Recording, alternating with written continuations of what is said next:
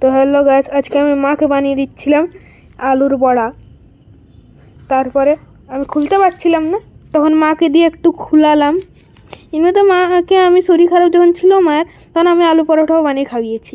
মাকে দিয়ে খুলিয়ে নিয়ে তারপর আমি জলটা একটু ঝরিয়ে নিয়ে তারপরে এটা উঠাতে পারছিলাম না, কিন্তু তারপরে উঠিয়ে নিয়ে একটু ঢেলে দিলাম সবগুলোকে বাটির মধ্যে। একটু আমি জ্বলে গেলাম, তারপর কাপড় দিয়ে ঢাললাম। তখন আবার হাতটা লাগলো একটু গরম জল। তারপরে মুখ টুক বানিয়ে আবার আমি ঢেলে দিলাম পুরোটা। তারপরে আমি ম্যাশ করে নিলাম। ওটার মধ্যে একটু কী বলে, ওটার মধ্যে আমি দিয়েছিলাম নুন,